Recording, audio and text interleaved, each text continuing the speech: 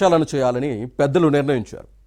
ప్రభుత్వంపై విపక్షాలు చేస్తున్న విమర్శలను తిప్పుకొట్టేలా సమర్థులకు పదవులిచ్చి పార్టీ కమిటీలను పునర్వ్యవస్థీకరించాలనే ఆలోచనలో నాయకత్వం ఉంది.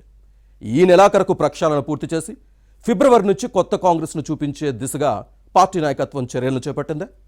ప్రస్తుతం ఉన్న లోపాలను గుర్తించి సరిదిద్దే పనిలో ఉందా? ఇప్పటికే పార్టీలోకి కొన్ని అనుబంధ విభాగాల బాధ్యతలను ఎమ్మెల్యేలకు అప్పగించిన పార్టీ మిగిలిన వాటి విషయంలోనూ అదే పని చేయబోతోందా? ప్రస్తుతం కాంగ్రెస్ ఎదుర్కొంటున్న ఇబ్బందులేంటి? వాటిని అధిగమించేందుకు తీసుకుంటున్న చర్యలేంటి? పార్టీ రాష్ట్ర వ్యవహారాల incharge Meenakshi Natarajan, TPCC chief Mahesh Kumar Goud మౌనంపై క్యాడర్లో జరుగుతున్న చర్చ ఏంటి? తెలంగాణలో కాంగ్రెస్ అధికారంలో ఉన్న పార్టీతో పాటు ప్రభుత్వంలో ఏదో తెలియని లోటు కనిపిస్తోంది. ఇది అందరి మదిలో అలజడి సృష్టిస్తోంది. కొద్ది రోజులుగా పార్టీ నడుస్తున్న తీరుపై కింది స్థాయి నేతల్లో అసంతృప్తి కనిపిస్తోంది. ఇది అంతకంతకు పెరుగుతోంది. అసంతృప్తి అగ్నిపర్వతంగా బద్దలై లావాలా ప్రవహించే స్థితికి చేరుకుంటోంది.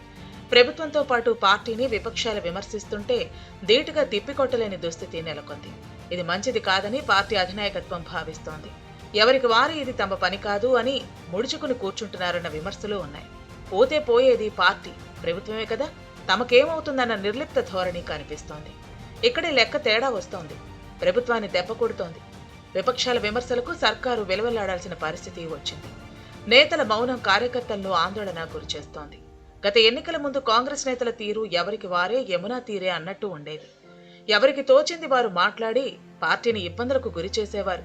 ప్రస్తుతం మళ్లీ అలాంటి కాలమే వచ్చిందని పార్టీ నాయకుల్లో చర్చ జరుగుతోంది.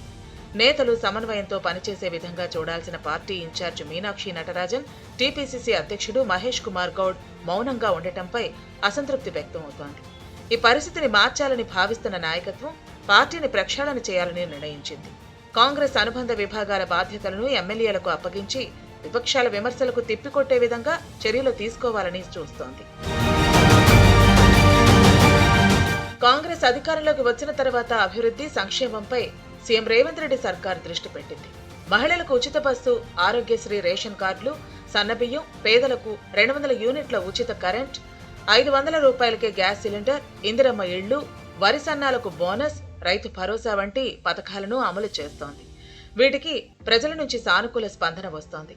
కానీ తగిన ప్రచారం లేదు. ప్రభుత్వానికి ప్రజల మద్దతు ఉందని సికింద్రాబాద్ కంటోన్మెంట్, హైదరాబాద్ జూబ్లీహిల్స్ బైపోల్స్ తో పాటు పంచాయతీ ఎన్నికల్లోనూ రుజువైంది. కానీ ప్రభుత్వంతో పాటు పార్టీలో జరుగుతున్న కొన్ని అంశాలు మున్సిపల్ ఎన్నికల ముందు పార్టీని దెబ్బకొట్టే అవకాశం ఉందన్న ఆందోళన వ్యక్తమవుతోంది.